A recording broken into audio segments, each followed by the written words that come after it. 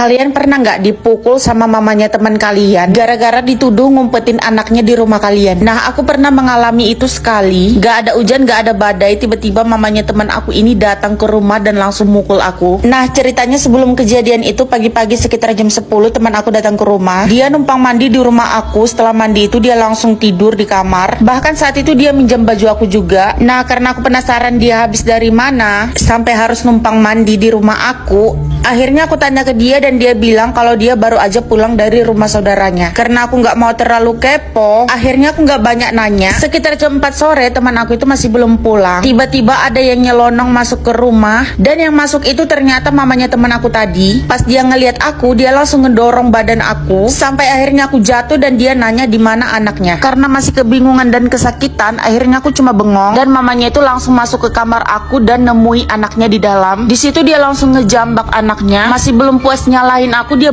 Nah, itu cerita horor di rumah gue yang lama, tapi ini versi kakak sepupu gue sama abang gue. Iya, betul, Farhan.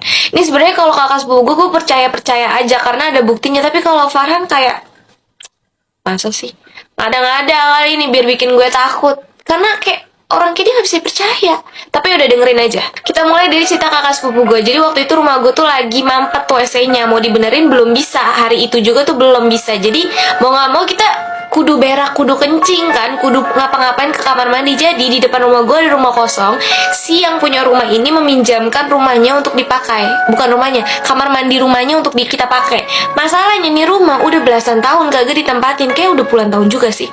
Pokoknya udah lama banget tuh. Pas malam harinya kakak sepupu gue minta anterin ke kamar mandi buat berski, ya berak. Ada aja malam-malam sakit perut kan. Kebetulan karena gue pengen kencing juga, ya udah akhirnya gue temenin tuh. Gue kencing ke atas. BTW ini tuh yang dipinjemin kamar mandi atasnya. Jadi rumahnya tuh tingkat dan atas bawah ada pintunya. Yang dipinjemin tuh yang di atasnya. Jadi kita ke atas, ke kamar mandi, gue duluan kencing. Abis itu kakak gue masuk berak. Lama banget ya kan. Gue agak takut juga, merinding kan, nunggu di depan gitu kan, rumah kosong juga. Ya udah akhirnya gue iseng, gue turun duluan aja ke bawah karena gue takut. Gue turun duluan ke bawah. Gak lama kakak sepupu gue nyusul juga, udah kelar beraknya. Pas turun gue nanya kan ke kakak gue kayak, kok udahan sih cepet banget? Karena itu bener-bener cepet. Terus kakak gue bilang, ya lo ninggalin gue. Terus gue bilang, lah kok lo tahu? Karena di situ gue ninggalinnya bener-bener pelan banget, diem-diem. Gue berusaha untuk gak bersuara biar dikiranya gue masih ada di depan nungguin dia. Terus dia ngomong kayak gini, ya iyalah lo jalannya lo seret-seret di lantai. Udah gitu pas turun tangga lo kencengin gimana, gue gak tahu lo turun tangga. Gue bingung dong kayak, hah? Langkah kaki siapakah itu? Lanjut ceritanya Farhan. Jadi pada suatu malam dia terbangun nih sekitar jam 2 atau jam 3. Dia tuh ngedengar dari kamar yang sebelah sini yang isinya tuh buku-buku pelajaran gue, buku-buku dia, buku-buku bapak gue. Pokoknya isinya buku-buku doang. Nah, dia ngedengar ada suara yang kayak lagi beres-beresin buku gitu.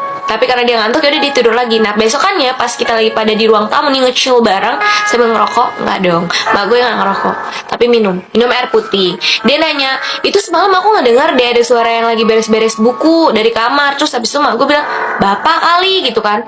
Terus iya kali ya. Terus pas bapak gue ditanya, enggak, bapak gue nggak ada ngeberesin buku. Dan logikanya semua rumah gue itu gelap, semua lampu dimatiin kecuali kamar mandi. Masa yang beres-beres buku gelap-gelapan?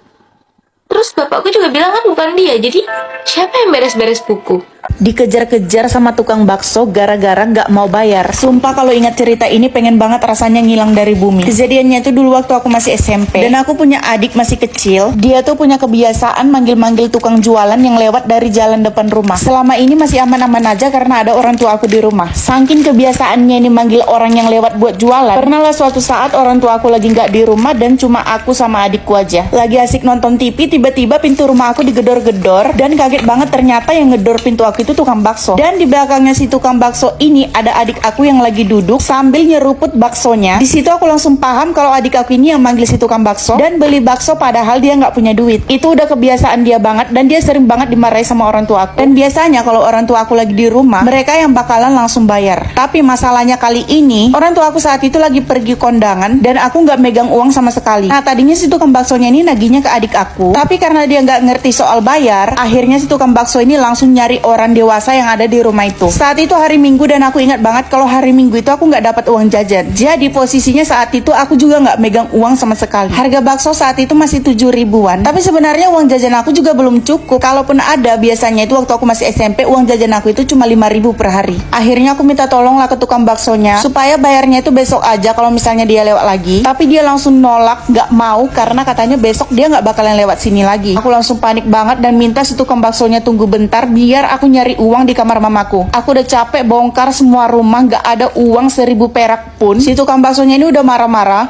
Memang aku jarang banget ngeliat si tukang bakso ini lewat dari depan rumah aku. Mungkin ketepatan banget baru kali ini dia lewat. Akhirnya aku minta ke dia buat sabar dulu karena orang tua aku undangannya itu jauh banget. Nunggu mereka pulang kayaknya nggak mungkin. Sampai akhirnya tetangga aku tahu dan untungnya dia mau minjamin uangnya, yang akhirnya aku bisa selamat dari si tukang bakso tadi yang udah marah-marah. Gak tahu gimana jadinya kalau nggak ada tetangga mama aku itu tadi. Saat itu dia benar-benar kayak penyelamat gitu karena kebiasaan adik aku itu udah nggak bisa dilarang. Sejak saat itu aku jadi ingatin ke orang tua aku kalau mereka pergi, minimal mereka itu harus ninggalin uang supaya nggak kejadian lagi kayak tadi. Atau sekalian aja dibuat banner di depan rumah, taruh tulisan gitu kalau misalnya ada anak kecil yang manggil terus beli jangan dilayani soalnya nggak punya uang. Dan akhirnya cara itu berhasil. Pernah nggak sih kalian satu kos sama teman pelit yang saking pelitnya itu kita minta air putih aja dia terpaksa buat ngasih? Ini pengalaman aku satu kos sama teman yang pelit. Nah, waktu awal masuk kuliah dulu kita baru kenal dan dia ngajakin aku kos bareng, katanya biar lebih hemat gitu. Di situ aku belum tahu kalau dia itu benar-benar pelit. Padahal sebelum kita masuk kos bareng, waktu lagi acara ospek gitu, kita ada jam makan siang. Di situ aku lupa bawa air minum. Kalau buat beli lagi tuh nggak bisa keluar karena di situ ada refill air minum. Tapi aku nggak bisa ambil karena aku nggak punya tempatnya. Ketepatan saat itu aku lagi makan sama dia. Dia bawa tempat air minum yang gede, terus isinya penuh. Akhirnya aku minta air minum ke dia dan dia tahu kalau aku nggak bawa air minum. Dan pas aku minta itu dia jawabnya itu sampai 2 menit. Mungkin karena nggak tega ngelihat aku yang udah kehausan. Yang awalnya dia pura-pura nggak dengar aku minta air minum dia. Akhirnya dia ngasih. Tapi sepanjang aku minum matanya itu nggak berhenti ngeliatin aku. Dan saat itu dia langsung berhenti makan buat mastiin aku nggak ngabisin air minumnya dia. Karena dia ngeliatin aku sambil minum, akhirnya aku nggak berani minum banyak-banyak. Padahal di situ ada air refill. Nah saat aku udah selesai minum, disitulah dia baru nggak ngeliatin aku lagi dan lanjut makan. Aku masih berpikir positif tentang dia. Sampai akhirnya kita udah satu kos bareng. Dia ngajak aku untuk masak bareng biar lebih hemat. Pas kita udah satu masakan dan waktunya kita untuk makan, sepanjang aku ngambil nasi, ngambil lauk, itu nggak henti-hentinya dia ngepelototin aku dan ngeliatin isi piringku. Sampai pernah aku sengaja belakangan buat makan karena aku takut dipelototin sama dia. Nah pas dia dengar aku mau makan, di situ dia langsung datang ke dapur buat mantau piring aku. Takut aku ngambilnya kebanyakin. Saking pelitnya dia.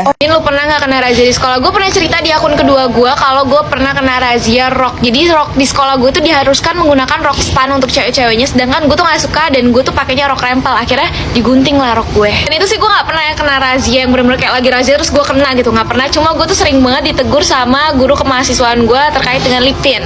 Jadi emang dulu pas SMA tuh gue sering banget yang namanya pakai lip tint. Emang centil banget nih orang gue liat-liat.